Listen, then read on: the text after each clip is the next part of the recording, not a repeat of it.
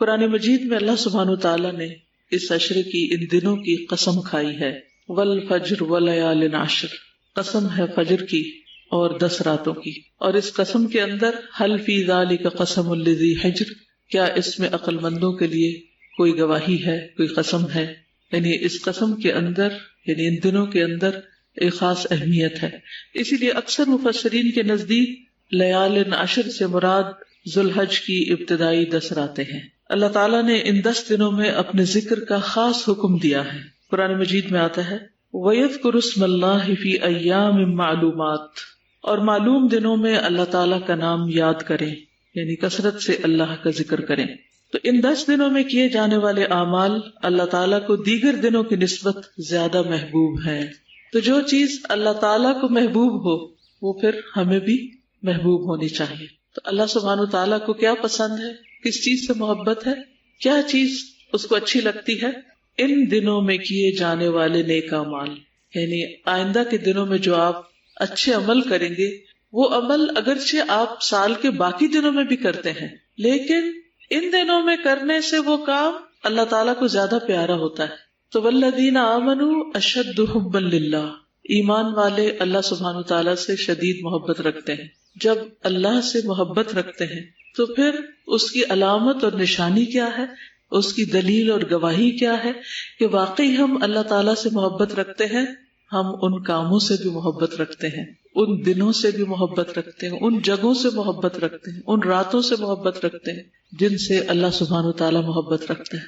یعنی ہم ہر اس چیز سے محبت کرتے ہیں جس سے اللہ تعالیٰ محبت کرتا ہے۔ تو اللہ سبحانہ تعالیٰ ان 10 دنوں میں کیے ہوئے نیک اعمال سے محبت رکھتا ہے۔ تو گویا کوئی بھی آپ اچھا کام کریں گے تو دل ہی دل میں خوش بھی ہو رہے ہوں گے کہ اللہ سبحانہ تعالیٰ کو میرا یہ عمل پسند آ رہا ہوگا اور یہ کام میں خالصتاً اللہ سبحانہ تعالیٰ کے لیے کر رہی۔ تو ارشاد ہے قسم ہے فجر کی اور 10 راتوں کی، اور جفت کی اور طاق کی، یعنی ایون اور آڈ کی، اور رات کی جب وہ چلتی ہے، یعنی ہر رات آتی ہے، اور اسلامی کیلنڈر ویسے بھی رات سے شروع ہوتا ہے جب چاند نظر آ جاتا ہے۔ یقیناً اس میں عقل والے کے لیے بڑی قسم ہے، بہت کچھ سمجھنے کو ہے۔ تو اگر ہم عقل مند ہیں، سمجھدار ہیں، تو پھر لازمی طور پر ان آیات میں غور و فکر کریں گے، اور ان آیات میں جن 10 راتوں کا ذکر ہوا ہے ان راتوں میں نیک اعمال کریں گے۔ اور رات کا لفظ جب بولا جاتا ہے تو وہ صرف رات کے لیے نہیں ہوتا، اس سے مراد دن بھی ہوتا ہے۔ جیسے ہم جب دن بولتے ہیں تو اس سے مراد صرف دن نہیں ہوتا، کیا ہوتا ہے؟ رات بھی ہوتی، 24 آورز ہوتے ہیں۔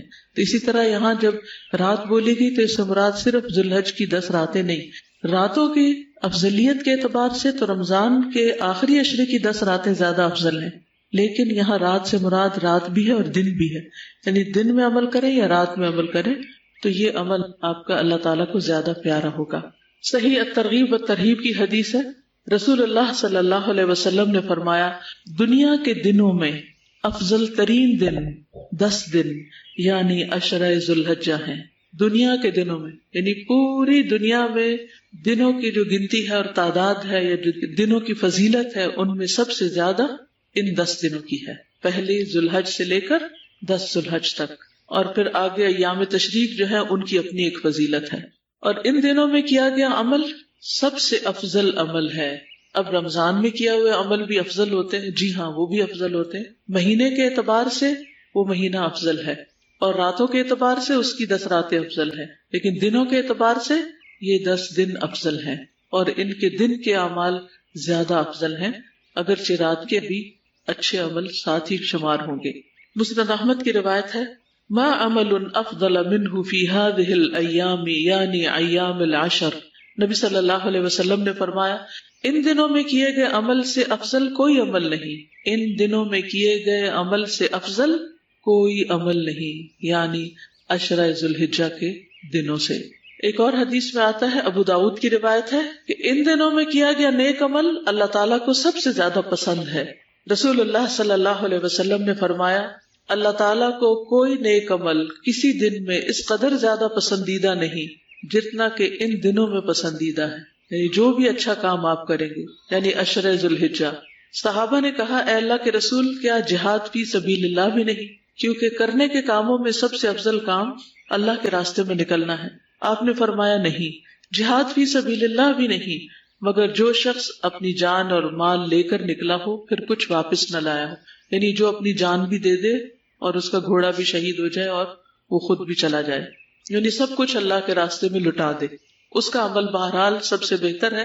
لیکن ادروائز باقی جو کچھ بھی لوگ اچھے اچھے کام کر رہے ہیں ان سب کاموں میں ان دنوں میں کیے ہوئے کام اللہ کو پیارے ہیں. پھر اسی طرح صحیح ترغیب و ترہیب کی ایک اور حدیث میں آتا ہے ما من عمل ازکا عند اللہ، پیچھے تو احب الی اللہ آتا ہے اور یہاں ازکا ولا اعظم اجرا من خیر یعملہ فی اشر الاضحی. نبی صلی اللہ علیہ وسلم نے فرمایا اللہ کے نزدیک ذوالحجہ کے 10 دنوں میں نیک اعمال بہت زیادہ پاکیزگی اور بہت بڑے ثواب کا باعث ہے، یعنی اس سے انسان کے نفس کا تزکیہ بھی ہوتا ہے اور اجر میں بھی اضافہ ہوتا ہے، اعظم و اجرا ہے. صحیح ترغیب و ترہیب کی ایک اور حدیث سے پتہ چلتا ہے نبی صلی اللہ علیہ وسلم نے فرمایا اللہ تعالیٰ کے نزدیک عشرہ ذوالحجہ کے دنوں سے بہترین دن کوئی نہیں. ایک آدمی نے عرض کیا اے اللہ کے رسول صلی اللہ علیہ وسلم کیا یہ افضل ہے یا ان کی گنتی کے برابر اللہ کے راستے میں جہاد کرنا، یعنی 10 دفعہ جہاد میں جانا، یہ دن افضل ہے یا ان کی گنتی کے برابر اللہ کے راستے میں جہاد کرنا؟ تو آپ نے فرمایا ان کی گنتی کے برابر اللہ کے راستے میں جہاد کرنے سے بھی زیادہ افضل ہے، یعنی ایک دفعہ نہیں 10 دفعہ اگر کوئی جہاد کے لیے جائے تو اس سے بھی زیادہ افضل ہے کہ انسان ان 10 دنوں میں کوئی نیک کام کرے. اسی لیے ہم دیکھتے ہیں کہ صحابہ کرام ان دنوں میں انتھک محنت کرتے تھے، انتھک محنت. سعید بن جبیر ذی الحجہ کے 10 دن داخل ہونے کے بعد عبادت میں بہت زیادہ کوشش کرتے تھے، حتیٰ کہ وہ اتنی محنت کرتے کہ لگتا کہ وہ اس کی قدرت نہیں رکھتے، یعنی جتنا ان کا بس چلتا اتنے نیک کام کرتے، ہر طرح کے نیک کاموں میں خوب محنت کرتے. تو اس لیے آنے والے 10 دنوں کو معمولی نہ سمجھے، ان کی قدر کریں.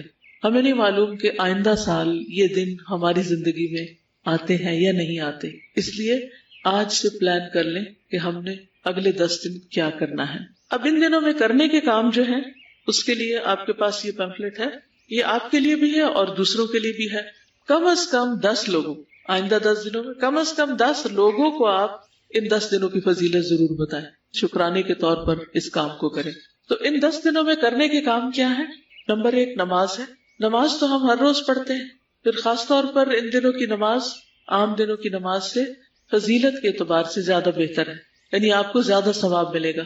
نماز پڑھتے وقت آپ کا احساس کیا ہو کہ مجھے اس کا زیادہ ثواب مل رہا ہے، اس لیے مجھے شوق اور ذوق کے ساتھ اور پورے جذبے اور محبت کے ساتھ نماز ادا کرنی، اور اس میں اول وقت میں نماز ادا کریں، خشوع و خضوع کے ساتھ. ہر رکعت میں مختلف سورتیں پڑھیں تاکہ زیادہ سے زیادہ قرآن نمازوں میں پڑھا جا سکے. اشراق اور چاشت کے نوافل پڑھیں، یعنی لازم کر لیں. اگر عام دنوں میں آپ کو عادت نہیں تو ان دنوں میں لازم کر لیں، اس سے کیا ہوگا انشاءاللہ باقی سال میں بھی پڑھنے کی عادت پڑ جائے. یہ مواقع آتے ہی اس لیے تاکہ جن نیک کاموں میں ہم پیچھے رہتے جا رہے ہیں ان میں ہم مزید کوشش کر کے اچھی عادات ڈال لیں. یہ بار بار چانسز اللہ تعالیٰ رمضان کے اور ذوالحجہ کے اسی لیے ہمیں عطا کرتے ہیں. پھر تہجد میں طویل قرات کرنا اگر آپ کو صورتیں یاد ہیں یا دیکھ کے پڑھنا. مردوں کا جماعت کے ساتھ نماز ادا کرنا. نماز کے بعد دوسرا اہم کام روزہ ہے. 9 ذوالحجہ کا روزہ رکھنا خصوصی طور پر کیونکہ وہ 2 سال کے گناہوں کی معافی کا ذریعہ ہے. اس کے علاوہ بھی اگر ہو سکے تو پورا عشرہ جو ہے 10ویں دن تو خیر عید ہوگی لیکن 9 دن اگر سارے روزے رکھ لیں تو بہت ہی اچھے ہیں کیونکہ ان روزوں کا ثواب عام دنوں کے روزوں سے زیادہ ہوگا. اور اس میں آپ قضا کی نیت سے بھی رکھ سکتے ہیں سوائے 9 کے، کیونکہ 9 تاریخ کا روزہ مسنون روزہ ہے، وہ تو اسی دن کی نیت سے رکھنا ہوگا. پہلے 8 روزے اگر آپ کے پچھلے کوئی قضا رہتے ہیں تو ان کو بھی پورا کر سکتے ہیں. اگر اتنا نہیں کر سکتے تو پیر اور جمعرات کا روزہ ضرور رکھیں، قضا شدہ روزے رکھیں. اور عرفہ کا روزہ رکھنا گزشتہ اور آئندہ سال کے گناہوں کا کفارہ بن جائے. اسی طرح قرآن مجید کے ساتھ شغف کثرت سے تلاوت کریں، عام دنوں سے زیادہ. اگر ہو سکے تو ایک قرآن 10 دنوں میں ختم کر لیں اگر پاسبل ہو. اگر نہ ہو سکے تو کم از کم جتنا بھی، لیکن میک شور کہ عام دنوں سے زیادہ پڑھنا ہے، ٹھیک ہے، چاہے ایک صفحہ ہی زیادہ کیوں نہ پڑھے. پھر اسی طرح کام کاج کرتے ہوئے مختلف خوراک کی قرات سننا، نئی صورتیں حفظ کرنا، حفظ کی دہرائی کرنا، قرآن مجید کا ترجمہ اور تفسیر پڑھنا یا سننا. آپ لوگ تو ماشاءاللہ پہلے ہی ایک کام کر رہے ہیں لیکن ظاہر ہے کہ عشرہ صرف آپ لوگوں کے لیے نہیں باقی سب مسلمانوں کے لیے بھی ہے، تو ان کو بھی اس طرف راغب کریں کہ مثلاً ان کو آپ سجیسٹ کر سکتے ہیں کہ ان دنوں میں ایک دن سورت یاسین کا سن لیں، ایک دن سورت الرحمن سن لیں، ایک دن سورت الملک سن لیں، ایک دن سورۃ الحجرات سن لیں، تو 10 دنوں میں اگر 10 صورتیں وہ ترجمہ تفصیل سے سن لیتے ہیں، اس سے کیا ہوگا؟ ان کے علم میں اضافہ ہوگا اور نیکی کے کاموں کا شوق پیدا ہوگا. پھر معنی پر غور و فکر اور دوسروں تک قرآن کا پیغام پہنچانا.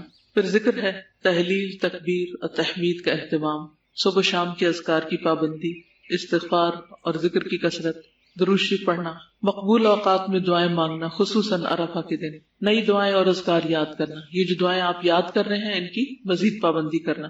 ہر ایک کے پاس ایاک نستعین اور دعا کیجیے، اور یہ جو دعاؤں کی کتابیں ہونی چاہیے اور ریڈی ہونی چاہیے، جس وقت بھی جو موقع ملے فوراً نکال کے اپنی دعائیں مانگ سکتے ہیں. پھر صدقہ و خیرات، ہر روز کچھ نہ کچھ ضرور صدقہ کرے، چاہے چھوٹی سے چھوٹی اماؤنٹ ہو، لیکن ڈیلی صدقہ کرے، کوئی ایک دن نہ جائے، کیونکہ ان دنوں میں جو صدقہ کریں گے وہ پورا سال صدقہ کرنے سے زیادہ افضل ہے، تو اور زیادہ خیر و بھلائی کا باعث ہوگا. زکوٰۃ کی ادائیگی کا اہتمام کریں اگر آپ کی ڈیو ہے. زائد ضرورت چیزیں صدقہ کریں، اگر ہو سکے تو گھر کی صفائی کر لیں اور ایکسٹرا چیزیں ساری دراز وغیرہ الماریوں سے دوسری چیزوں سے جو بھی زائد جمع ہو گیا ہے اس کو ہٹا دیں، اس کو نکال دیں. بلکہ عید بازار یہاں لگا لیں تو اس سے فائدہ کیا ہوگا کہ سب لوگ اپنا اپنا سٹف لا کے رکھ دیں گے، اور جن لوگوں کو شدید ضرورت ہوگی وہ یہ نہیں کہ دوسرے بیچ رہے تو آپ سستا سمجھ کر پھر جا کے گھر بھر دیں. اس کا مقصد یہ ہے کہ اگر آپ کی کوئی باقی ضرورت کی چیزیں ہیں تو اس میں سے آپ لے لیں، اور جن کی ضرورت کی نہیں وہ لا کے رکھ دیں، اور اس میں سے جو آمدنی ہوگی وہ انشاءاللہ خیر اور بھلائی کے کاموں میں چلی جائے. کوئی پسندیدہ ترین چیز بھی اللہ کی راہ میں، یعنی ویسے تو آپ دیں ہی، لیکن کوئی ایک چیز جو آپ کو اچھی لگتی. والدین، بیوی بچوں اور عزیز و اقارب پر خرچ کرنا، رشتہ داروں وغیرہ کے لیے عید کے تحفے، تحائف وغیرہ، جو بھی آپ اس میں سے کر سکیں. خدمت خلق میں رشتہ داروں کے ساتھ صلہ رحمی، ان کو فون وغیرہ کریں، خصوصاً عید سے پہلے. عام دنوں میں اگر نہیں تو عید سے پہلے یا عید کے دن، وہ بھی 10واں دن ہی شمار ہوگا. پڑوسیوں کی خبر گیری، ضرورت مندوں کی مدد، دین کی تعلیم و تبلیغ میں حصہ، اجتماعی بھلائی کے کاموں میں رضاکارانہ والنٹریلی خدمت انجام دینا. قربانی تک ناخن اور بال نہ کاٹنا، جس نے کاٹنے وہ آج کاٹ لے، کیونکہ اگلے 10 دن میں ایک بال بھی نہیں اتار سکتے آپ. ٹھیک ہے، تو آج ہی اپنی صفائی کریں. پھر عید کے دن کی سنتوں پر عمل کرنا، عید کی نماز کا اہتمام کرنا، عزیز و اقارب سے ملاقات کرنا، اخلاص نیت سے قربانی کرنا، قربانی کا گوشت کھانا اور دوسروں کو کھلانا. قربانی کی سنتیں جو ہیں وہ دوسروں کے ساتھ شیئر کرنا، جیسے ایک پمفلٹ اگر آپ اس میں قربانی کے احکام وغیرہ پائے جاتے، اگر دوسروں کو تقسیم بھی کریں گے، جیسے گھر جاتے ہوئے اگر آپ بس پہ بیٹھے ہیں، پبلک ٹرانسپورٹ پہ جا رہے ہیں، کم از کم 40-50 لے جائیں، ہر ایک سواری کو ایک ایک دے سکتے ہیں. کسی اسکول میں، کسی کالج میں، یونیورسٹی میں، کہیں نہ کہیں آپ اپنی طرف سے تقسیم کریں. اس سے یہ ہے کہ لوگوں میں قربانی کا شعور پیدا ہوگا مسائل پر. پھر متفرقات میں نیکی کا کوئی موقع ضائع نہ کرنا، بے مقصد کاموں اور باتوں سے پرہیز کرنا، گناہوں سے بچنا، اچھی کتب کا مطالعہ، مفید کتب اور کیسٹس وغیرہ تقسیم کرنا. یہ کچھ کرنے کے کام ہیں جن کو آپ کر سکتے ہیں، لیکن وہ خاص کون سا کام ہے جس کا اللہ کے رسول صلی اللہ علیہ وسلم نے حکم دی، ہم وہ کریں گے انشاءاللہ. اب میں باقی لیکچر اس سے متعلق دوں گی. کرنے کے کاموں کی لسٹ تو بہت طویل ہے، ضروری نہیں کہ وہ آپ سارے ہی کر سکیں، لیکن انسان نیت ضرور کر لے. لیکن کرنے کے کاموں میں بھی سب سے بہترین کام وہ ہوتا ہے جس کا حکم اللہ کے رسول صلی اللہ علیہ وسلم. اس کام کے کرنے کا لطف ہی کچھ اور ہے، اس کام پر توجہ زیادہ ضروری ہے، کیونکہ اس میں ایک تو اس کام کا اجر ہوگا ہی ہوگا، ساتھ ہمیں دوہرا اجر کس چیز کا مل جائے؟ سنت کی پیروی کرنے کا. تو ان دنوں میں خصوصی طور پر جو کام سب سے زیادہ کرنے کا ہے وہ ہے اللہ کا ذکر. مسند احمد کی روایت میں ہے، عن النبی صلی اللہ علیہ وسلم قال ما من ایام اعظم عند اللہ ولا احب الیہ العمل فیہن من هذه الایام العشر فاکثروا فیہن من التہلیل والتکبیر والتحمید. نبی صلی اللہ علیہ وسلم نے فرمایا، کوئی دن اللہ کے ہاں ان 10 دنوں سے زیادہ عظمت والا نہیں، اور نہ ہی کسی دن کا عمل اللہ تعالیٰ کو ان 10 دنوں کے عمل سے زیادہ محبوب ہے. یعنی دنوں کی بھی عظمت ہے اور ان دنوں میں کیے جانے والے کاموں کی بھی عظمت ہے. بس تم ان 10 دنوں میں کثرت سے تحلیل، تکبیر اور تحمید کہو، لا الہ الا اللہ، اللہ اکبر، الحمدللہ. تو کس چیز کے کرنے کا حکم دیا؟ ذکر. اور ذکر میں سے بھی خاص طور پر کون سا ذکر؟ شابش. تحلیل، تکبیر، تحمید. تحلیل کا مطلب ہے لا الہ الا اللہ کہنا، تکبیر کا مطلب ہے اللہ اکبر کہنا، تحمید کا مطلب ہے الحمدللہ کہنا. تو ان دنوں میں ذکر اللہ تعالیٰ کو بہت محبوب ہے. ویسے بھی اللہ کا ذکر سب سے بہترین چیز ہے، وَلَذِكْرُ اللَّهِ اکبر. اور اگر عظمت والے دنوں میں ہو تو ذکر کا اجر و ثواب کہیں زیادہ بڑھ جاتا ہے. تو تھوڑا سا ذکر کی اہمیت اور فائدوں پر بات کریں گے. سورۃ الاحزاب 41-42 میں اللہ تعالیٰ فرماتے ہیں یا ایھا الذین آمنوا اذکروا اللہ ذکرا کثیرا. کون حکم دے رہا ہے؟ اللہ سبحانہ وتعالیٰ. اذکروا اللہ ذکرا کثیرا وسبحوہ بکرۃ واصیلا. اے لوگو جو ایمان لائے ہو، اللہ کو یاد کرو، بہت یاد کرنا، اور اس کی تسبیح کرو پہلے پہر اور پچھلے پہر. نبی صلی اللہ علیہ وسلم نے فرمایا کیا میں تمہیں وہ عمل نہ بتاؤں جو تمہارے مالک یعنی اللہ سبحانہ وتعالیٰ کے نزدیک اچھا اور پاکیزہ ہے، اور تمہارے درجات میں سب سے بلند، اور تمہارے لیے سونے اور چاندی کے خرچ کرنے سے بہتر.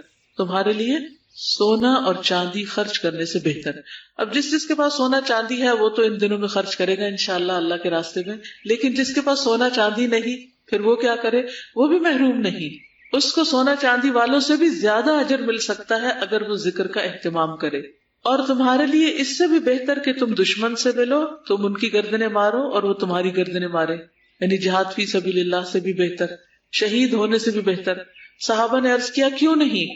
آپ نے فرمایا اللہ کا ذکر، اللہ تعالیٰ کا ذکر. لیکن ہمیں ذکر کا موقع کیوں نہیں ملتا؟ ذکر کی فرصت کیوں نہیں ملتی؟ آپ میں سے کوئی بتائے گا؟ ہم اور باتیں بہت زیادہ کرتے، تو جو شخص جتنی زیادہ غیر ضروری باتیں کرے گا اتنا زیادہ ذکر سے محروم ہوگا، خیر اور بھلائی سے محروم رہے گا. اس لیے اگر آپ واقعی چاہتے ہیں کہ اللہ کا ذکر کریں تو اپنا محاسبہ خود کریں. کوئی اور نہیں آپ کو روکے گا، کیونکہ دوسرے مربت کے مارے، شرم کے مارے آپ کو نہیں کہیں گے کم بولو.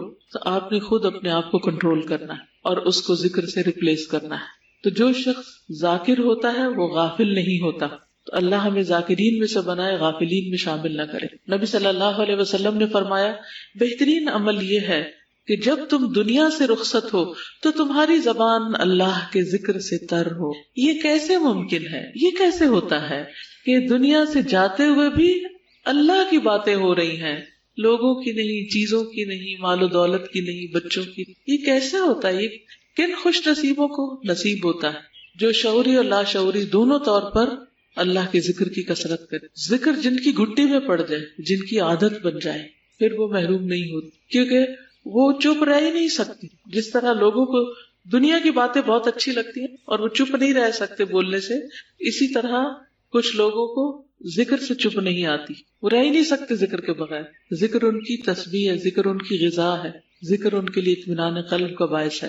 نبی صلی اللہ علیہ وسلم نے فرمایا اللہ تعالیٰ فرماتا ہے میں اپنے بندے کے گمان کے ساتھ ہوں جو میرے متعلق رکھتا ہے، اور میں اس کے ساتھ ہوں جب وہ مجھے یاد کرتا ہے. اگر وہ مجھے اپنے دل میں یاد کرتا ہے تو میں بھی اس کو دل میں یاد کرتا ہوں. اگر مجھے جماعت میں یاد کرتا ہے تو میں اس سے بہتر جماعت میں اس کو یاد کرتا ہوں. اللہ تعالیٰ فرماتے ہیں میں اپنے بندے کے ساتھ ہوں اس وقت تک جب تک وہ مجھے یاد کرتا ہے اور میری یاد میں اپنے ہونٹ ہلاتا ہے. ایک ذکر ہوتا ہے صرف دل میں، اور ایک ہوتا ہے منہ سے بول کر، اور ایک ہوتا ہے چاہے اونچی آواز سے نہ بھی کرے، دون الجہر من القول، یعنی خفیہ بھی کرے، تو اس میں بھی ہونٹ ہلنے چاہیے، یعنی پتہ چلے کہ آپ ذکر کر رہے ہیں. جو لوگ ذکر کریں گے وہ کامیابی سے یقیناً دو چار ہوں گے، یعنی کامیابی پائیں گے. سورۃ الجمعہ آیت 10 میں اللہ تعالیٰ فرماتے ہیں فاذکروا اللہ کثیرا لعلکم تفلحون، اور اللہ کو بہت یاد کرو تاکہ تم کامیاب ہو جاؤ. ہم میں سے ہر شخص چاہتا ہے کہ اسے کامیابی نصیب ہو، تو اس کے لیے بھی کیا کرنا ہوگا؟ ذکر کی کثرت. پھر اسی طرح ذکر میں زندگی ہے. جو شخص ذکر کرتا ہے اس کا دل زندہ ہوتا ہے، وہ زندوں میں سے ہے، اور جو ذکر نہیں کرتا وہ گویا مردوں میں سے ہے. یعنی حدیث میں واضح طور پر بخاری میں بتایا گیا کہ اس شخص کی مثال جو اپنے رب کو یاد کرتا ہے اور اس کی جو یاد نہیں کرتا زندہ اور مردہ جیسی ہے. تو جب دل مردہ ہونے لگے، جب دل بے چین ہونے لگے، جب دل پر بوجھ آنے لگے، جب دل میں طرح طرح کے وسوسے آنے لگے، جب دل خراب ہونے لگے، جب دل غمگین ہو، ہرٹ ہو، جب دل فکر مند ہونے لگے، تو ان سب بیماریوں کا علاج کیا ہے؟ ان سب علتوں کا علاج کیا ہے؟ اللہ کا ذکر. کثرت سے کرے، صرف ذکر نہیں کرے، کثرت سے کرے، حتیٰ کہ وہ کیفیت سب سائڈ ہو جائے، دور ہو جائے، اور یقینی طور پر دور ہو جائے گی، کیونکہ الذین آمنوا وتطمئن قلوبہم بذکر اللہ، جو لوگ ایمان لاتے ہیں ان کے دل اللہ کے ذکر سے مطمئن ہو جاتے ہیں، وہ ٹھیک ہو جاتے ہیں، شفا یاب ہو جاتے ہیں. کوئی صدمہ نہیں رہتا. الا بذکر اللہ تطمئن القلوب، خبردار اللہ کے ذکر سے دل مطمئن ہوتے ہیں. پھر اسی طرح شیطانی حملے کم ہوتے ہیں. دیکھیے نیکی کے کام نیکی کے خیال سے شروع ہوتے ہیں، تو شیطان آپ کے خیالات پہ کنٹرول کرتا ہے تاکہ آپ نہ اچھا سوچیں اور نہ اچھا کریں. جب اچھا سوچیں گے تو پھر اچھا کیے بغیر رہ نہیں سکیں گے، اور اگر نہ بھی کر سکے تو اجر ہی اجر پاتے چلے جائیں. تو اچھے کے بجائے برا کیوں سوچنے لگتے ہیں، منفی سوچوں کا شکار کیوں ہو جاتے ہیں؟ اس لیے کہ شیطان حملے کر رہا ہوتا ہے، شیطان وسوسے ڈال رہا ہوتا ہے. تو جس شخص کو بھی شیطانی وسوسوں سے نجات حاصل کرنا ہے اس کے لیے لازم ہے ذکر.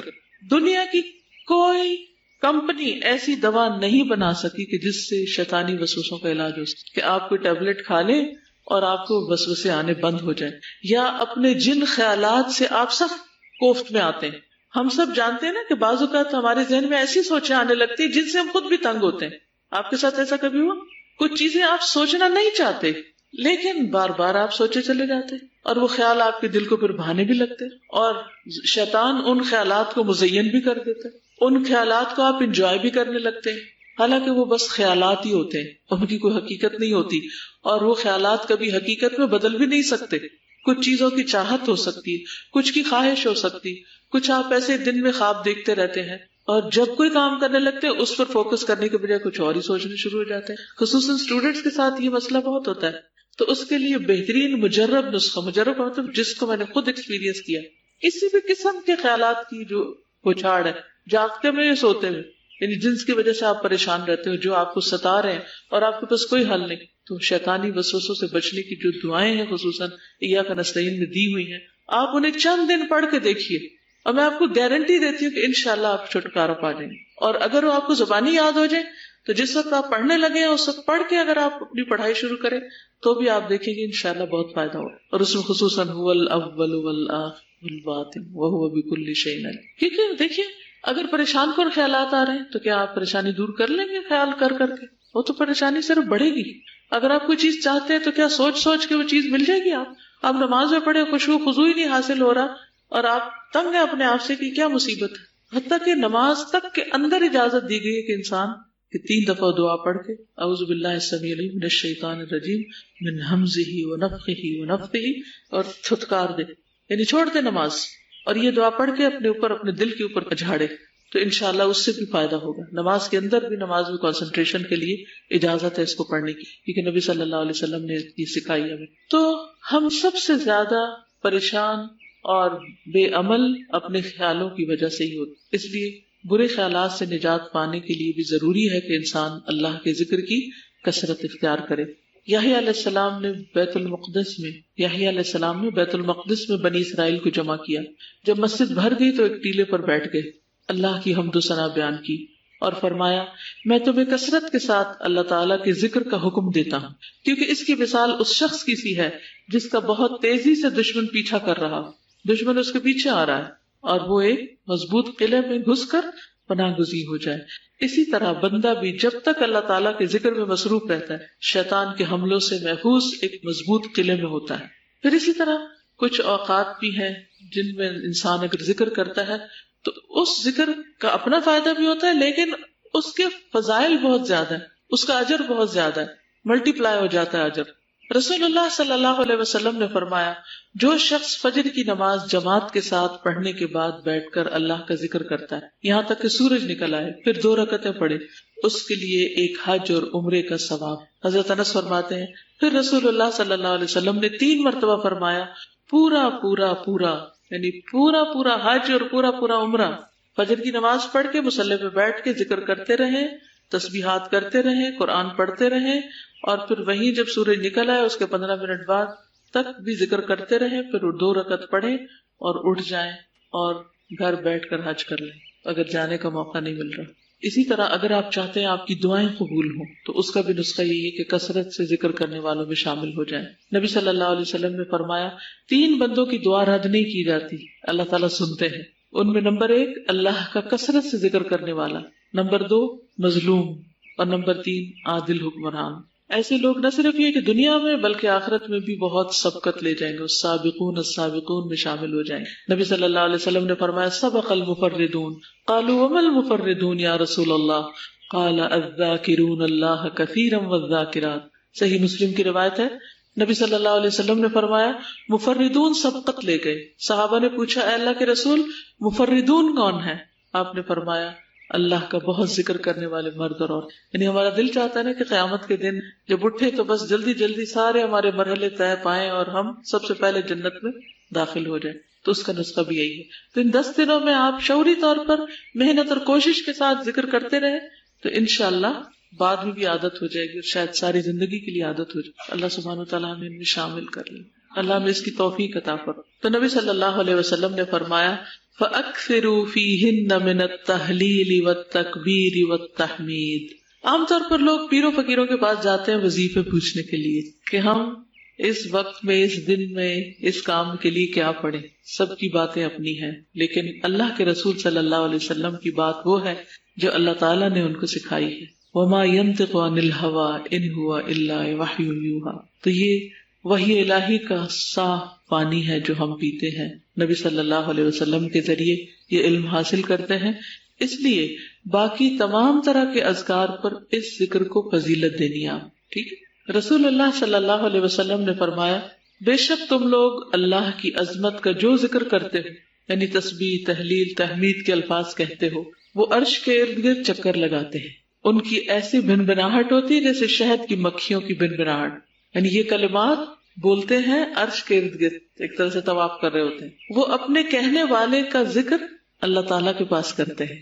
یعنی اس بندے کی آواز میں وہ ہوتا ہے وہاں پر ذکر. کیا تم نہیں چاہتے کہ وہاں تمہارا ذکر ہوتا رہے؟ یعنی عرش والے کے پاس تمہارا ذکر ہوتا ہے. فاذکرونی اذکرکم. تو مجھے یاد کرو میں تمہیں کروں. کتنے ہم حریص ہوتے ہیں لوگ ہمیں یاد رکھیں بھولیں نہیں. اس شخص کی خوش قسمتی کے کیا کہنے جسے اللہ سبحانہ تعالیٰ یاد رکھے. لوگوں سے ہم کہتے ہیں ہمیں دعاؤں میں یاد رکھنا، حج میں دعاؤں میں یاد رکھنا، تہجد کی دعاؤں میں یاد رکھنا، ایسا یاد رکھنا ویسا یاد رکھنا، مرنے کے بعد بھولنا نہیں. بچوں کو کہتے رہتے ہیں ہمارے لیے دعائیں کرتے رہنا، جب ہم مر جائیں تو ہمیں بھولنا نہیں. لیکن جو شخص اپنی زندگی میں خود ذکر کی کثرت کرتا ہے اس کے لیے اگر کوئی اور نہ بھی کرے تو بھی انشاءاللہ اسی عمل پر خاتمہ ہوگا. یعنی مرتے وقت ہم اور کیا کر سکتے ہیں؟ بتائیے کیا کام کر سکتے ہیں مرنے کے؟ کچھ بھی تو نہیں کر سکتے. اللہ کا ذکر کر سکتے ہیں. اور اگر زبان بھی نہیں چلتی، کیونکہ آپ کو پتا ہے کہ بعض سٹروکس ایسے ہوتے ہیں یا بعض اٹیک ایسے ہوتے ہیں کہ جن میں زبان چلتی ہی نہیں، زبان کچھ نہیں بول سکتی. بعض مریض ایسے ہوتے ہیں کہ فوتگی سے پہلے ان کی زبان بند ہو جاتی لیکن اس وقت بھی کان اللہ کا ذکر سن سکتے ہیں. مگر افسوس کی بات یہ کہ لوگ بیماروں کے پاس، لوگ مرنے والوں کے پاس کھڑے ہو کر وہ دنیا کی باتیں کرتے ہیں. اس نے کیا کھایا، کیا پیا، کون آیا کون نہیں آیا، وہ فلاں تو آیا ہی نہیں، اس کو تو پتہ ہی نہیں، اس کو یہ بتا دو، اس کو وہ کر دو. جو دنیا کی باتیں. اتنا افسوس ہوتا ہے. مجھے کئی دفعہ ایسے مریضوں کو وزٹ کرنے کا اتفاق ہوا ہے کہ جو اپنے آخری دموں پر ہوتے ہیں لیکن لوگ نہیں رحم کرتے ان کے قریب بھی اپنی باتیں کرنے سے. اب آپ سوچئے کہ مرنے والا مر رہا ہے، اس کو فرشتے نظر آ رہے ہیں، اس کی جان آہستہ آہستہ پاؤں سے نکل رہی، پنڈلیوں سے جا رہی ہے، گھٹنوں سے جا رہی ہے، نچلے دھڑ سے نکل گئی، پھر اوپر سے آگے ہنسلی تک پہنچ گئی. وہ چند لمحوں کا مہمان ہے. اللہ کے واسطے اس کے پاس اللہ کا ذکر کرے یا اس کے پاس قرآن پڑھے یا تسبیح پڑھے گا. خود نہیں توفیق آپ کو، نہیں کچھ آتا تو کوئی تلاوت لگا ہی دے.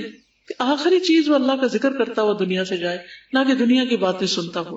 اسی طرح ہسپتال میں جو مریض پڑے ہوتے ہیں ان بیچاروں کا بھی یہی حال ہوتا ہے. ان کے آس پاس اٹینڈنٹس کی بھرمار ہوتی ہے، یعنی اپنے جو رشتے دار ہوتے ہیں. عام طور پر ہمارے گاؤں دیہات میں کیا حال ہوتا ہے کہ جب کوئی بیمار ہو سارا پنڈ چل پڑتا ہے اس کی خبر لینے کے لیے، اور وہ جا کے اس کے سر پہ سوار ہو جاتے ہیں اور پھر وہ جو ادھر ادھر کی باتیں کرنا، کپڑوں اور کھانوں اور ریسیپی، دنیا بھر کی معلومات ڈسکس کرنا شروع ہوتے، اور کوئی اس کے پاس اللہ کا ذکر نہیں کرتا. اللہ ہمیں ایسی بے بسی سے بچائے اور ایسی کمپنی سے بچائے اور ایسے لوگوں سے دور رکھے ہمیں کہ جو کسی وقت کو بھی باتوں سے اسپیئر نہیں کرتے. نماز پڑھی جا رہی ہے ان کی باتیں ختم نہیں، قرآن پڑھا جا رہا ہے ان کی باتیں ختم نہیں، بیمار کو بستر میں پڑا ان کی باتیں ختم نہیں ہوتی، کوئی مر رہا ہے ان کی باتیں ختم نہیں. اس قدر ناسمجھی اور بے عقلی، معلوم نہیں کب ہوش آئے گی. اللہ ایسے لوگوں سے بچا کے رکھے اور ایسے صالحین کی دوستی اور صحبت ہمیں نصیب کرے کہ جو واقعی حقیقی معنوں میں اللہ کا ذکر کرنے والے ہوں، تاکہ مرتے وقت بھی وہی لوگ پاس ہو کہ جو اللہ کو یاد کر رہے ہوں، اور اگر بولنے کی سکت نہ بھی رہے تو کم از کم کان سن کر دل میں اللہ کو یاد کرتے ہوئے دنیا سے رک سکے. تو رسول اللہ صلی اللہ علیہ وسلم نے فرمایا اللہ کے نزدیک سب سے زیادہ محبوب 4 کلمات ہیں: سبحان اللہ والحمد للہ ولا الہ الا اللہ واللہ اکبر، اور تمہیں اس میں سے کسی بھی کلمے سے شروع کرنا نقصان نہ دے گا. یعنی چاہے الحمدللہ پہلے کہہ دو، چاہے سبحان اللہ پہلے کہہ دو، چاہے لا الہ الا اللہ پہلے کہہ دو، چاہے اللہ اکبر پہلے کہہ دو، ترتیب کوئی بھی ہو سکتی، لیکن اصل فائدہ اس تسبیح کا. رسول اللہ صلی اللہ علیہ وسلم نے فرمایا سبحان اللہ والحمد للہ ولا الہ الا اللہ واللہ اکبر کہنا میرے نزدیک ہر اس چیز سے زیادہ محبوب ہے جس پر سورج طلوع ہوتا ہے. کس کس چیز پہ سورج نکلتا ہے؟ باغات ہوں، پہاڑ ہوں، سمندر کی وسعتیں ہوں، ریت کے ذرات ہوں، انسانوں کی خلقت مخلوق ہو، جانور ہو، بھیڑے ہوں، بکریاں، سونے چاندی کے انبار ہوں، کچھ بھی جس چیز پہ سورج طلوع ہوتا ہے ان سب سے زیادہ قیمتی، ان سب سے زیادہ محبوب اللہ کے نزدیک یہ کلمات ہیں. یعنی اللہ تعالیٰ کو ہمارے سونے چاندی سے کوئی غرض نہیں کہ ہم کتنے مالک ہیں، کیا اون کرتے ہیں اور کتنی پراپرٹی ہے ہمارے پاس. اگر کسی کے پاس ہر ایریا میں بھی اور ہر شہر میں بھی ایک پلاٹ ہے نا، اس سے زیادہ قیمتی دولت اس کے پاس ذکر کی دولت ہے جو وہ اپنے لیے کرے، اور خصوصاً یہ ذکر سبحان اللہ والحمد للہ ولا الہ الا اللہ واللہ اکبر. پھر اسی طرح رسول اللہ صلی اللہ علیہ وسلم نے فرمایا میرے نزدیک طلوع آفتاب کے وقت تک بیٹھ کر اللہ کا ذکر کرنا، یعنی سورج نکلنے تک بیٹھے رہنا اور ذکر کرتے رہنا، اللہ اکبر، الحمدللہ، سبحان اللہ اور لا الہ الا اللہ کہنا. یعنی اس وقت جو میں نے بتایا نا کہ آپ چاشت کی نماز پڑھے، اشراق کی نماز پڑھے جو سورج طلوع ہونے کے بعد پڑھی جاتی ہے، تو اس وقت کو کیسے گزارے، وہ 15 منٹ کیسے گزارنے سورج نکلنے کے بعد کے، اس میں یہی ذکر کثرت سے کرے. ہو سکتا ہے کہ ایک تسبیح ہو جائے، 2 تسبیح ہو جائے، اور اتنے میں اس نماز کا وقت ہو جائے، پھر وہ نماز پڑھے. تو آپ نے فرمایا کہ اس وقت میں پڑھنا اسماعیل علیہ السلام کی اولاد میں سے 2 یا زیادہ غلام آزاد کرنے سے زیادہ بہتر ہے، اور نماز اثر سے غروب آفتاب تک اللہ کا ذکر کرنا میرے نزدیک اولاد اسماعیل میں سے 4 غلام آزاد کرنے سے بہتر ہے. آپ دیکھیں ہم زندگی کا کوئی دن ہی یاد کر لیں جس میں ہم عصر کے بعد سے مغرب تک اٹھے ہی نہ اور ہم نے ذکر کیا، کوئی دن یاد کریں سوائے اعتکاف کے، اگر کسی کو نصیب ہوا ہے. اور لوگ اعتکاف میں بھی سیریس نہیں ہوتے، اس میں بھی ان کی توجہ اپنے سے زیادہ دوسروں پر ہوتی ہے اور ادھر ادھر گھوم پھر کے وقت پاس کرنے کی کوشش کرتے ہیں کہ اندر آ گئے، بیٹھ گئے، بس اب اعتکاف تو شمار ہو ہی رہا ہے، باقی اپنا دل بہلاؤ کسی بھی طرح. تو یہ سوچ مومن کی نہیں ہو سکتی، وہ اس وقت کو بھی بڑا قیمتی سمجھتا ہے. اگر پاسبل ہو ان دنوں میں سے کسی دن میں تو عصر کی نماز پڑھ کر بیٹھ جائیں اور مغرب تک ایک دن بریک لے لیں، ایک دن چھٹی لے لیں کاموں سے، وہ کام پہلے کر کے رکھ لیں اور انہیں کہیں مجھے آج کے دن ذرا اندر بیٹھ کے کام کرنا ہے، مجھے کوئی ڈسٹرب نہ، گھورنے میں بیٹھ جائیں جا کے اور کیا کریں، یہ تسبیحات کرتے ہیں. اصل میں ہم اکیلے بیٹھنے سے گھبراتے ہیں کیونکہ ہم اس قدر باتوں کے شوقین ہیں، اس قدر کمپنی کے شوقین ہیں کہ ہمیں اکیلے بیٹھنے سے وحشت ہوتی. پھر اکیلے بیٹھ جائیں تو پھر ہمارا ٹیلی فون ہمارے سر پہ سوار ہوتا ہے، ہم کچھ نہ کچھ پڑھتے لکھتے رہتے یا میسج کرتے رہتے یا پڑھتے رہتے ہیں، خوش ہوتے رہتے. دل بہلانے کا کام ہے نا، اس میں دل لگتا ہے. جس چیز میں دل لگتا ہے وہ گھنٹوں بھی ہمارے ہاتھوں میں ہوتا ہے، کوئی مشکل نہیں. لیکن تسبیح کرنے لگے، انگلیوں پہ گرنے لگے تو کہتے ہیں کتنا ہو گیا، ابھی کتنا ٹائم باقی ہے، اچھا اتنا ہو گیا. یعنی دل پر کتنا بوجھل ہے یہ سب کچھ. ہم اپنے دلوں کا جائزہ تو لیں. ہمیں 100 کام یاد آ جائیں گے، اچھا وہ میں نے فلاں کو یہ میسج دینا تھا، فلاں کام کرنا تھا، یہ بھی تو میں نے وعدہ کیا تھا، اور اس طرح اس وقت کو گزار دیں. تو کوشش کریں ان 10 دنوں میں سے کم از کم ایک دن عصر کی نماز کے بعد سے لے کے مغرب تک اللہ کا ذکر کریں. رسول اللہ صلی اللہ علیہ وسلم نے ایک اور مرتبہ فرمایا واہ واہ بخ بخ، اور اپنے ہاتھ سے 5 کا اشارہ کیا، یعنی ایسے 5 انگلیاں اٹھائیں. فرمایا یہ میزان میں کتنی بھاری ہوں گی. سبحان اللہ والحمد للہ ولا الہ الا اللہ واللہ اکبر. اور 5ویں چیز کسی کا فوت ہونے والا نیک بیٹا جس کا باپ ثواب کی امید رکھ کر صبر کرے. یعنی 4 یہ اذکار اور 5واں نیک بچے کی وفات پر صبر کر. اب آپ دیکھیے وہ کتنا بڑا صدمہ ہو سکتا ہے نا، بیٹا بھی اور وہ جوان بھی اور وہ نیک بھی اور فرما بردار بھی، اس کا کھو جانا کتنے بڑے دکھ کا باعث ہو سکتا ہے، اور اس پر صبر کتنے بڑے اجر کا باعث ہے. اس کے برابر ہے یہ کام سبحان اللہ والحمد للہ ولا الہ الا اللہ واللہ اکبر پڑھ، اتنا بڑا اجر ہے اس کا. میں اتنی تاکید اور تقریر کیوں کر رہی ہوں پتہ ہے آپ کو؟ کیونکہ ہم پڑھتے بہت کچھ عمل نہیں کرتے. میں چاہتی ہوں کہ کچھ بھی ہو ان 10 دنوں میں آپ اپنا وتیرہ بنا لیں، وظیفہ بنا لیں کہ کر کے چھوڑنا ہے، نیت کر لیں، ارادہ کر لیں. اور ان دنوں میں اب اس لیے عید کی چھٹیاں ہوں گی یا کچھ بھی ہو سکتا ہے کہ آپ یہاں سے جس دن ہاسٹل سے ٹریول کر رہے ہو گھر کو، تو اس وقت آپ کا عصر سے لے کر مغرب تک کا ٹائم آپ بس میں ہوں یا کسی ٹریولنگ ٹائم ہو تو اس وقت کسی سے کوئی بات نہ کریں، سارا وقت صرف یہی اذکار کر لیں تو تب بھی آپ کا وہ پورا ہو جائے. اسی طرح اگر آپ کو ہی کھانا بنانا ہے، گھر میں کوئی اور نہیں کام کرنے والا، تو مجبوری ہے وہ کھانا بنانے کا بھی وقت ہو سکتا ہے، تو اس وقت کسی سے بات نہ کرے، سب کو چپ کرا دے، فون بھی بند کر کے کہیں رکھ دے اور صرف اسی تسبیح کی کثرت کرتے رہے. ہو سکے تو 10 دن کر لے، نہیں تو کم از کم 1 دن کے لیے تو ضرور. ابو ہریرہ رضی اللہ عنہ کہتے ہیں کہ رسول اللہ صلی اللہ علیہ وسلم نے فرمایا اپنا بچاؤ حاصل کر لو. صحابہ نے کہا اللہ کے رسول کیا دشمن آ گیا ہے؟ آپ نے فرمایا نہیں، لیکن جہنم سے تمہارا بچاؤ. سبحان اللہ والحمد للہ ولا الہ الا اللہ واللہ اکبر پڑھو. یہ کلمات قیامت کے دن تمہارے آگے آ کر، تمہارے پیچھے آ کر تمہارا بچاؤ کریں گے، اور یہی کلمات باقیات الصالحات ہے. المال والبنون زینت الحیات الدنیا والباقیات الصالحات خیر عند ربک ثوابا وخیر عملا. اب آپ دیکھ رہے ہیں یہ سارے فوائد کس تسبیح کے ہیں، انہی تسبیحات کے جن کی آپ نے اس عشرے میں پڑھنے کی تلقین کی. پھر اسی طرح نبی صلی اللہ علیہ وسلم نے فرمایا اللہ نے 4 کلمات چنے ہیں، سبحان اللہ والحمد للہ ولا الہ الا اللہ واللہ اکبر. جس نے سبحان اللہ کہا اس کے لیے 20 نیکیاں لکھ دی جاتی ہیں، 20 برائیاں مٹا دی جاتی ہیں. جس نے اللہ اکبر کہا اس کے لیے بھی اسی طرح، جس نے لا الہ الا اللہ کہا اس کے لیے بھی اسی طرح. تو جتنے آپ کے اسٹیٹس ہیں پروفائلز کے، ان سب میں یہی تسبیح لکھ دیں تاکہ صرف آپ ہی نہیں پڑھے بلکہ کوئی اور بھی پڑھے تو اس کو، اور ہر ایک کو یاد دہانی بھی کرائے. ڈیلی اپنے دوستوں کو، رشتہ داروں کو اپنے میسیجز پر یاد دہانی کراتے رہے، کیونکہ آپ کی وجہ سے جتنے لوگ پڑھیں گے ان سب کا اجر بھی آپ کو ملے گا اور اس سے آپ کی نیکیاں کئی گنا زیادہ ہو جائیں. پھر اسی طرح تمام گناہوں کی بخشش کا ذریعہ ہے کہ زمین پر کوئی شخص ایسا نہیں جو لا الہ الا اللہ واللہ اکبر ولا حول ولا قوت الا باللہ کہے مگر اس کے تمام گناہ معاف کر دیے جاتے ہیں، اگرچہ سمندر کی جھاگ برابر ہی کیوں نہ.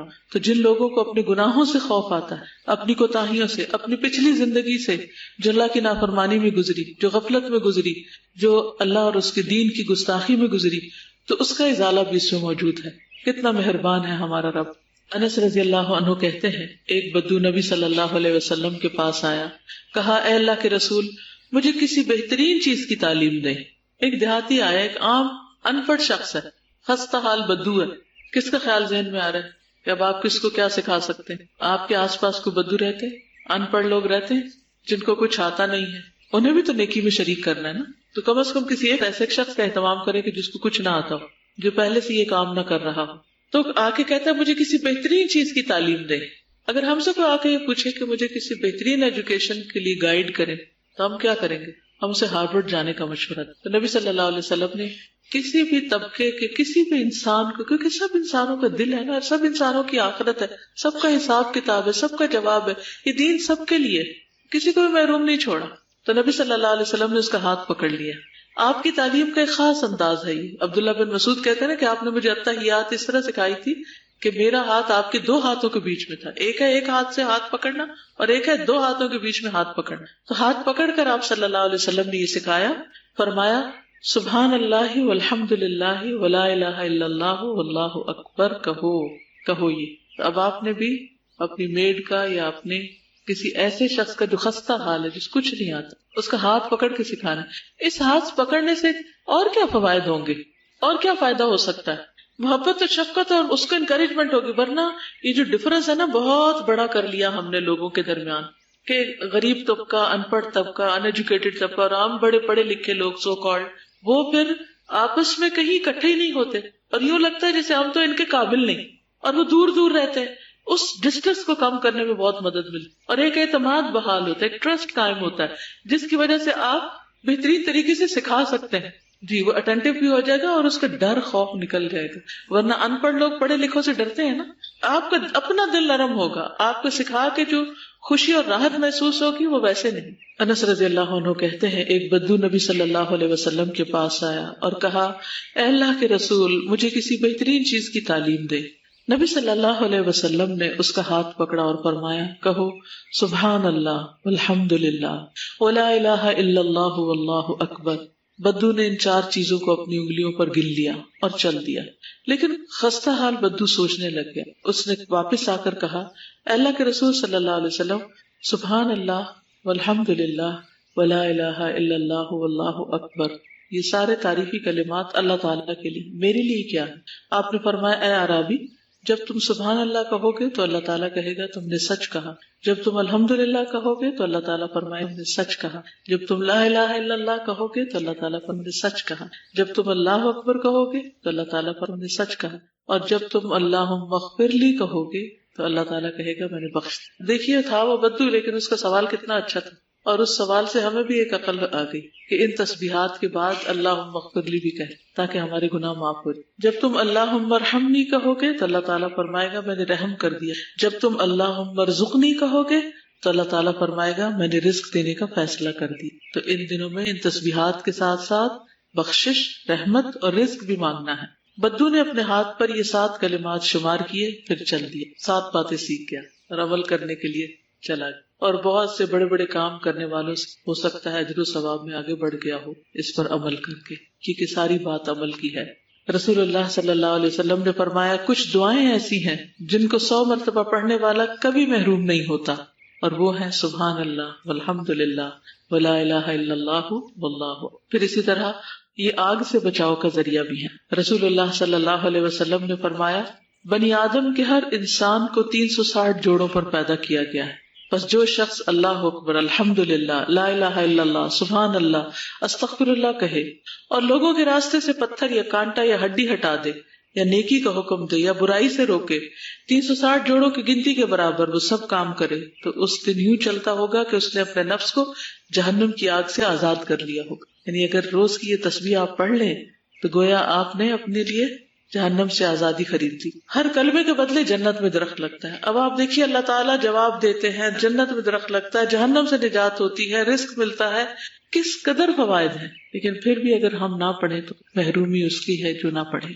رسول اللہ صلی اللہ علیہ وسلم نے فرمایا جس رات مجھے معراج کروائی گئی میری ملاقات ابراہیم علیہ السلام سے ہوئی، انہوں نے کہا اے محمد صلی اللہ علیہ وسلم اپنی امت کو میری طرف سے سلام پیش کرنا اور بتانا کہ جنت کی مٹی پاکیزہ اور عمدہ ہے، اس کا پانی میٹھا ہے لیکن وہ ایک چٹیل میدان ہے۔ سبحان اللہ، الحمدللہ، ولا الہ الا اللہ واللہ اکبر کہنا، وہاں درخت لگانا ہے۔ تو یہ کلمات نہ صرف یہ کہ گناہوں سے چھٹکارے کا ذریعہ ہے بلکہ جنت میں درخت لگانے کا ذریعہ بھی۔ یعنی ایک دفعہ آپ ایک لا الہ الا اللہ کہتے ہیں یا اللہ اکبر کہتے ہیں تو کتنے سارے فائدے بیک وقت حاصل ہو جائیں، اور خصوصاً اگر ان دنوں میں آپ یہ تسبیحات زیادہ کریں گے تو اجر و ثواب کئی گنا زیادہ بڑھ جائے۔ اسی طرح کچھ لوگ ہوتے ہیں وہ قرآن پڑھے ہوئے نہیں ہوتے ہیں نا، ہمارے بزرگوں میں سے ہو سکتے ہیں، ہمارے آس پاس کے لوگوں میں سے ہو سکتے ہیں، اور وہ پڑھنے کی کوشش بھی کرتے ہیں تو نہیں پڑھ پاتے۔ یہ کلمات اس کے لیے بھی کفایت کرتے ہیں، یعنی اگر کوئی شخص قرآن نہیں پڑھ سکا اور اس کی بجائے وہ یہ کلمات پڑھ لے تو اس کو بھی فائدہ ہوگا۔ ابن ابی اوفا رضی اللہ عنہ کہتے ہیں کہ ایک آدمی نبی صلی اللہ علیہ وسلم کی خدمت میں حاضر ہوا اور عرض کیا میں قرآن کا تھوڑا سا حصہ بھی یاد نہیں کر سکتا، اس لیے مجھے کوئی ایسی چیز سکھا دیجیے جو مجھے قرآن کی جگہ کفایت کر دے۔ آپ نے فرمایا یوں کہو سبحان اللہ والحمد للہ ولا الہ الا اللہ واللہ اکبر ولا حول ولا قوت الا باللہ۔ پھر اسی طرح یہ کلمات تھکاوٹ کا علاج بھی ہیں۔ کس کو سکھایا تھا آپ صلی اللہ علیہ وسلم؟ حضرت فاطمہ کو۔ کب سکھایا تھا؟ جب انہوں نے شکایت کی تھی کہ کام کر کر کے میرے دونوں ہاتھوں میں چھالے پڑ گئے، اتنی چکی پیسی ہے، ہمیں تو چکی پیسنا تو کیا آٹا بھی بعض اوقات گونا گنایا مل جاتا ہے، تو روٹی پکانے سے بھی عاجز آتے ہیں۔ تو کہاں حضرت فاطمہ جو جنت کی عورتوں کی سردار ہیں، ان کے ہاتھوں میں چھالے پڑ گئے تھے چکی کو پیس پیس کر۔ تو اس کی جب شکایت انہوں نے نبی صلی اللہ علیہ وسلم سے کی تو آپ نے فرمایا سبحان اللہ، اللہ اکبر، الحمدللہ پڑھا کرو، یہ تکلیف دور ہو جائے گی۔ اس سے یہ پتہ چلتا ہے کہ نہ صرف یہ کہ روحانی تکلیفیں بلکہ جسمانی تکلیفیں بھی ان کلمات سے دور ہوتی ہیں۔ پھر اسی طرح آپ صلی اللہ علیہ وسلم نے فرمایا جو اپنے مال کو خرچ کرنے سے بچائے، یعنی ذرا بخل ہو اس کے اندر، دشمن سے مقابلہ کرنے سے ڈرے، رات سے خوف کھائے، وہ اس کو پریشان کرتی، تو وہ اس قول کی کثرت کر دے سبحان اللہ والحمد للہ ولا الہ الا اللہ۔ اور ان میں سے بھی خاص طور پر لا الہ الا اللہ جو ہے یہ سارے کلام سے افضل ہے، کیونکہ اس میں اللہ سبحانہ وتعالیٰ کی توحید کا ذکر ہے۔ ایمان کی 60 یا 70 سے اوپر کچھ شاخیں ہیں جن میں سب سے افضل لا الہ الا اللہ کا ہے۔ ایک اور حدیث میں آتا ہے بہترین ذکر لا الہ الا اللہ ہے، اور جس نے لا الہ الا اللہ کہا تو ایک دن یہ کلمہ اسے مصائب سے نجات دلا دے گا، یعنی جو زندگی میں اس کو پڑھ لے گا، یا اس سے جو پہلے سے ہو چکا، یعنی اس کے پچھلے سارے گناہ معاف ہو جاتے ہیں جب وہ لا الہ الا اللہ پڑھ کے اسلام میں داخل ہوتا ہے۔ جب بندہ خالص دل سے لا الہ الا اللہ پڑھتا ہے تو اس کے لیے آسمان کے دروازے کھول دیے جاتے ہیں، یہاں تک کہ وہ عرش تک پہنچ جاتا ہے، جب تک کہ وہ کبیرہ گناہوں سے بچتا رہے، یعنی نماز وغیرہ پڑھتا ہو. اور پھر اس کے بعد جو دعا کرتا ہے انسان وہ بھی قبول ہوتی ہے. اور ہر مرتبہ یہ کہنا صدقہ بھی شمار ہوتا ہے، یعنی اگر کسی کے پاس مال و دولت نہیں خرچ کرنے کے لیے تو لا الہ الا اللہ کی کثرت کرتا رہے. اور جو شخص اس کلمے پر فوت ہو اس کے لیے جہنم کی آگ حرام اور جنت داخلہ یقینی ہے انشاءاللہ. اور ایک حدیث کے مطابق قیامت کے دن میری شفاعت کی سعادت سب سے زیادہ اسے حاصل ہوگی جس نے لا الہ الا اللہ خلوص دل سے کہا. اس کا وزن کتنا ہے؟ اگر میزان کے ایک پلڑے میں آسمان و زمین اور جو چیزیں ساری رکھ دی جائیں اور دوسرے پلڑے میں صرف یہ کلمہ رکھ دیا جائے تو یہ دوسرا پلڑا جھک جائے، اتنا وزنی ہے یہ کلمہ. لیکن اس کو سمجھنا بھی ضروری ہے اور سمجھ کے پڑھنا بھی. اللہ کے نبی نوح علیہ السلام کی وفات کا وقت قریب آیا تو انہوں نے اپنے بیٹے سے فرمایا اگر 7 آسمان اور 7 زمینیں ایک بند کڑے کی شکل اختیار کر لیں تو لا الہ الا اللہ اس کو بھی توڑ دے. یہ اتنا طاقتور کلمہ ہے. تو جب کبھی زندگی میں مشکل مرحلے سامنے آ جائے تو اس وقت کثرت سے لا الہ الا اللہ پڑھنا شروع کر. پھر آگ سے بچانے والا ہے یہ کلمہ. اور پھر اس کلمے کی وجہ سے جو لوگ آگ میں چلے بھی جائیں گے ان کو بھی نکلوائے گا. یعنی کچھ لوگ ایسے نہیں جو کبیرہ گناہوں سے نہیں بچتے، تو کبیرہ گناہوں کی وجہ سے اگر انہیں جہنم میں جانا بھی پڑا تو لا الہ الا اللہ کی وجہ سے اس کی شفاعت ہو جائے گی اور وہ دوزخ سے نکال لیا جائے. پھر اسی طرح تحلیل کے یہ الفاظ بھی ہیں لا الہ الا اللہ وحدہ لا شریک لہ لہ الملک ولہ الحمد وہو علی کل شیء قدیر. اسی طرح لا الہ الا اللہ واللہ اکبر، لا الہ الا اللہ وحدہ لا الہ الا اللہ ولا شریک لہ، لا الہ الا اللہ لہ الملک ولہ الحمد، لا الہ الا اللہ لا حول ولا قوۃ الا باللہ. یعنی ساری تسبیحات کے شروع میں لا الہ الا اللہ، پھر لا الہ الا اللہ وحدہ لا شریک لہ اللہ اکبر کبیرہ والحمد للہ کثیرا وسبحان اللہ رب العالمین. اور دوسری جگہ آتا ہے سبحان اللہ بکرۃ واصیلا ولا حول ولا قوۃ الا باللہ العزیز الحکیم. پھر یہ کلمات جو ہیں وسعت پیدا کرنے والے بھی ہیں. لا الہ الا اللہ الحلیم الکریم، لا الہ الا اللہ العلی العظیم، لا الہ الا اللہ رب السماوات السبع ورب العرش العظیم.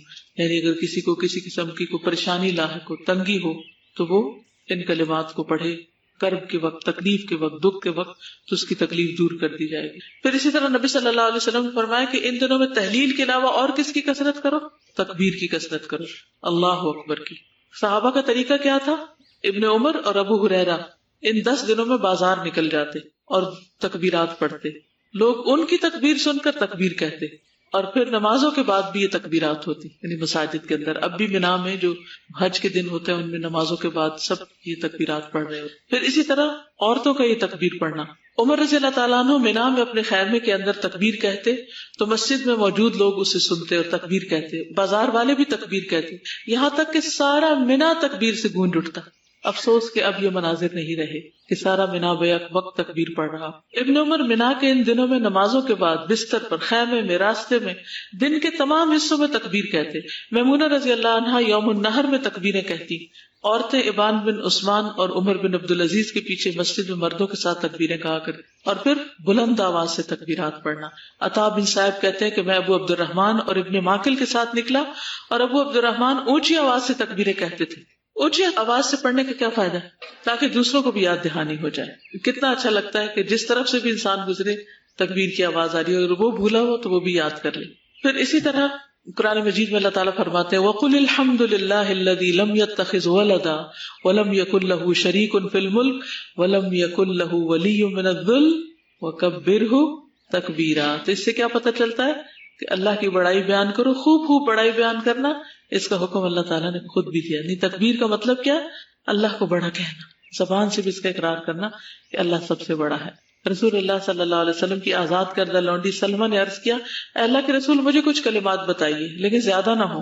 تو آپ نے فرمایا اللہ اکبر 10 مرتبہ پڑھا کرو. واللہ، اور اللہ تعالیٰ فرماتا ہے کیا یہ میرے لیے ہے، یعنی اللہ تعالیٰ اس کو ایکسپٹ کرتا ہے. پھر اگر کوئی 100 دفعہ پڑھتا ہے اللہ